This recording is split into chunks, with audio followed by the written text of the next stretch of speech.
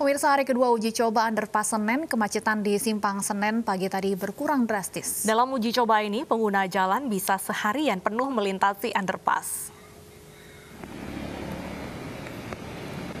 Uji coba underpass Senen dilakukan sejak kemarin hingga Rabu pekan depan. Berbeda dengan uji pertama awal November silam, kali ini underpass dibuka selama 24 jam. Pengerjaan underpass sudah hampir rampung dan rencananya resmi dibuka pada akhir bulan ini. Underpass diharapkan bisa mengurangi kemacetan hingga 40%.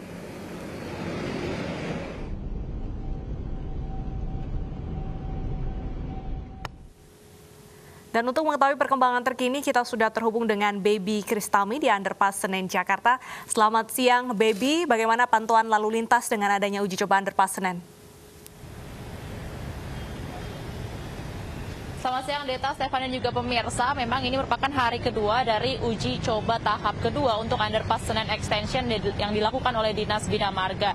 Dan pantauan kami pada saat ini memang terlihat lebih lancar yang biasanya terjadi kemacetan jika tidak ada uji coba.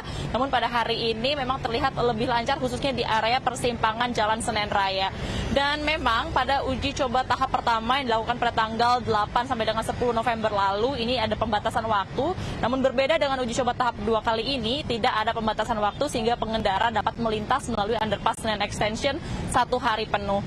Nantinya jika sudah dilakukan uji coba tahap 1 dan juga tahap 2 nanti akan dievaluasi apa saja kiranya kekurangan yang perlu diperbaiki dari proses ataupun proyek pembuatan Underpass Senen Extension yang dimana memang sudah rampung sekitar 98%. Dan memang proyek ini sudah dimulai sejak tanggal 1 Januari 2020 dan rencananya akan rampung pada akhir tahun 2020. Nantinya jika sudah rampung ataupun kelar proyek Underpass Senen Extension ini, diharapkan dapat mengurai kemacetan yang sering terjadi di kawasan Senen, yang dimana memang pengendara dari Jalan Jenderal Suprapto ini dapat tembus langsung ke Jalan Senen Raya tanpa melalui persimpangan lampu lalu lintas di Jalan Senen Raya. Kembali ke Anda, Deta Stefani. Baik, terima kasih Baby Kristami atas laporannya. Selamat bertugas kembali.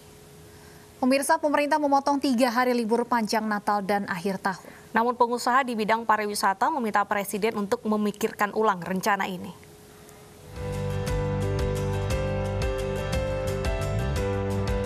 Saat rapat terbatas dengan Menteri Kabinet Indonesia Maju, Presiden Joko Widodo mempertimbangkan untuk menyarankan memperpendek libur panjang saat akhir tahun.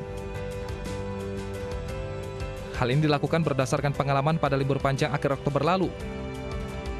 Saat libur panjang, angka positif COVID-19 naik hingga 22%. Menanggapi rencana ini, Asosiasi Perusahaan Perjalanan Wisata Indonesia atau ASITA menyatakan keberatan. Pengurangan libur panjang akhir tahun dinilai akan memperlambat pemulihan ekonomi daerah maupun nasional.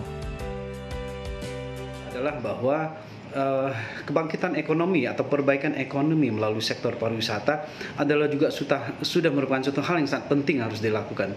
Kita tahu selama hampir 1 tahun ini pariwisata tidak bisa bergerak, ya. Kemudian sektor-sektor lain yang terkait dengan itu juga banyak sekali yang belum bisa berjalan. Nah, ini kan mengakibatkan perubahan ekonomi yang cukup lambat. Nah, kalau ada kesempatan untuk memperbaiki atau meningkatkan ekonomi dari sektor pariwisata, ayo kita lakukan. Warga pun meminta pemerintah untuk mempertimbangkan setiap aspek untuk mengambil keputusan. Tim Liputan iNews melaporkan. Pemirsa, sebuah perusahaan diduga membakar lahan untuk ekspansi perkebunan sawit di Papua. Informasi selengkapnya akan kami hadirkan sesaat lagi.